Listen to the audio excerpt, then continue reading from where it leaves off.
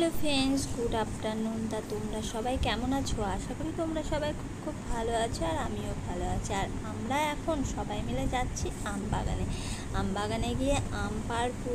আর তার জন্যই যাওয়া। আর বাবুর তো বাগানে যাওয়ার বিশাল ইচ্ছা, সেই কবে থেকে বলছে, এসে থেকেই বলছে আম বাগানে চলো, ব্যাগ ভর্তি করে আম পাড়বো। তাও ওর কথা তো শুনতেই হবে। অনেকবার বলার পরে আমরা চলে গেলাম বাগানে।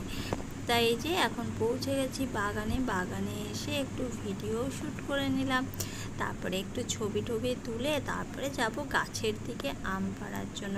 তা চলো এখন আমগুলো পেড়ে নিয়ে আসি। এই ভেবে এখন চলে এসেছি। তা আম তো পাড়তে পারলাম না, এত উঁচুতে আম গাছে আম আছে। তা আম যেহেতু পাড়তে পারলাম না, তা ভাবলাম যে আতা গাছে একটা আতা আছে, আতা পেড়ে খেলে কেমন হয়। এই যে আতাটা একদম পাকা হলুদ হয়ে আছে, তা আতাটাই পাড়ার চেষ্টা হচ্ছে। তাই যে আমাদের চিকন চিকন লাঠি দিয়ে অনেকবার চেষ্টা করলাম, তা সত্ত্বেও পারা গেল না।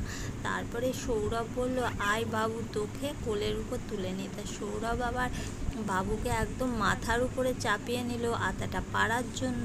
তা বাবু চেষ্টা করলো কিন্তু পারতে পারলো না, আর একটু উঁচু হলে পারা যেত। এই যে বাবু দেখতেই পাচ্ছ কতটা চেষ্টা করছে কিন্তু পারতে পারছে না। তারপর লাস্ট পর্যন্ত অনেক ভাবাভাবি করার পর সৌরভই উঠে পড়লো গাছে আতাটা পাড়ার জন্য।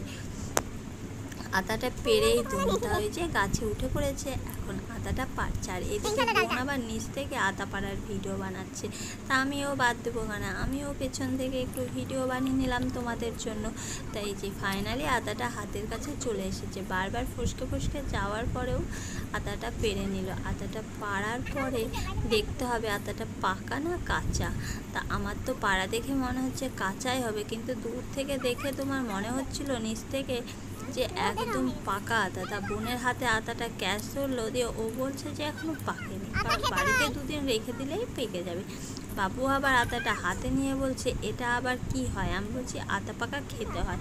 ও তো কোনো দিন আতা দেখেও নি, খায়ও নি, তা ও জানবে কী করে। আমরা ছোটোবেলায় আতা পাকা খুব খেতাম, বেশ ভালোই লাগতো, সব রকমই আতা খেয়েছি। তা বাড়ি আসার সময় হয়ে গেল একটা কাণ্ড।